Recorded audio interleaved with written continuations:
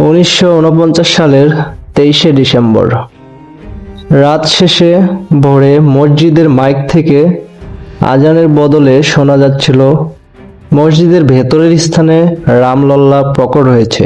সমস্ত হিন্দু দর্শনের জন্য দ্রুত আসুন। চারদিকে হইচই। হিন্দু সম্প্রদায় মসজিদের দিকে ভিড় জমাতে শুরু করলো। চলুন ভিডিওর মূল বিষয়ে যাওয়া যাক। শাহিনশাহ জহিরুল বাবর কি সত্যি রামের জন্মস্থানে বাবরি মসজিদ তৈরি করেছিলেন? এবং কিভাবে বাবরি মসজিদ ভেঙে রাম মন্দির তৈরি করা হলো? মসজিদের মিনারের স্থানে কি সত্যি রামের জন্ম হয়েছে? বুঝতে হলে আমার সঙ্গেই থাকুন। হাই, আমি সাকিব।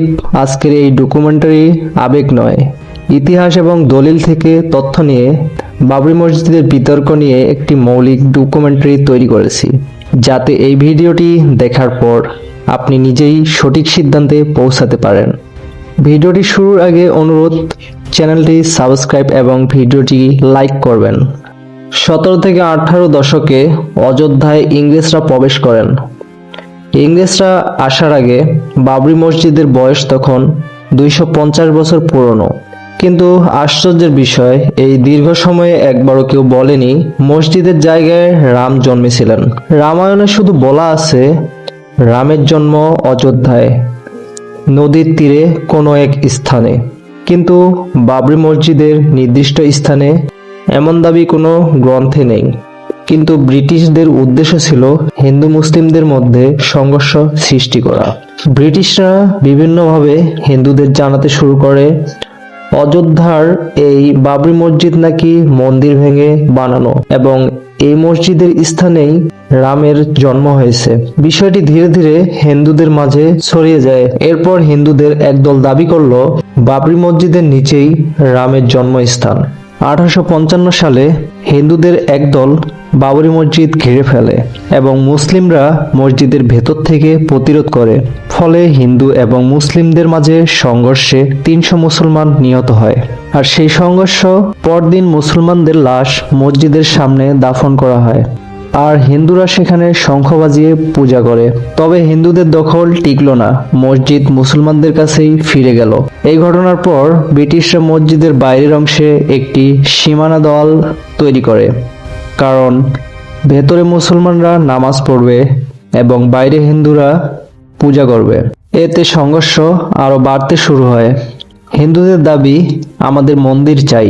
1883 সালে এক পুরোহিত রাঘুবীর দাস আদালতে আবেদন করেন মসজিদের বাইরের জায়গায় মন্দির নির্মাণ করতে চান। বিচারক আবেদন খারিজ করেন, কারণ একই পথে মুসলমানরা মসজিদে যান, ফলে সমস্যা আরো বেড়ে যাবে। এরপর কয়েক বছর পর অযোধ্যায় গরু জবাইকে কেন্দ্র করে বিশাল সংঘর্ষ হয়। এতে হিন্দুরা দলবদ্ধ হয়ে বাবরি মসজিদের গম্বুজ ভেঙে ফেলে। পরে ব্রিটিশ সরকার গম্বুজ আবার নতুন করে তৈরি করে দেন।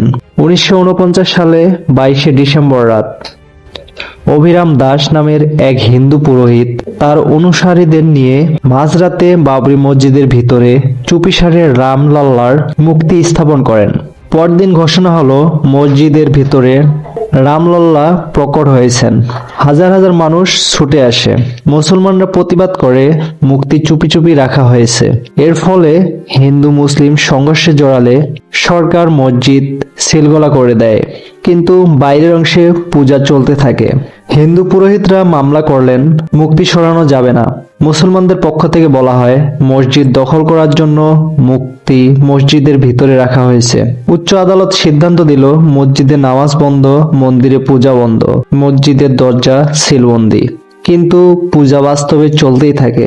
1992 সালে বিজেপি ক্ষমতায় আসার পর 6 ডিসেম্বর RSS, বিশ্ব হিন্দু পরিষদ, বাজরং দল সহ বিভিন্ন সংগঠন মসজিদ ভাঙার পরিকল্পনা বাস্তবায়ন করে। হাজার হাজার হিন্দু সম্প্রদায় অযোধ্যায় বাবরি মসজিদে জড়ো হয় এবং দুপুরের মধ্যেই বাবরি মসজিদ ভেঙে ফেলা হয়। সেই দিন বদলে যায় ভারতের রাজনীতি চিরদিনের জন্য। হিন্দু ভক্তরা মসজিদে প্রবেশ করে মূর্তি স্থাপন ও পূজা শুরু করে। এরপর ঘটনা অনুযায়ী সুপ্রিম কোর্ট 2010 সালে বাবরি মসজিদের কেন্দ্রীয় অংশ রামলল্লাকে দেওয়া হয় এবং বাইরের অংশ নির্মোহী আখড়াকে এবং কিছু অংশ সুন্নি ওয়াকফ বোর্ডকে দেওয়া হয়।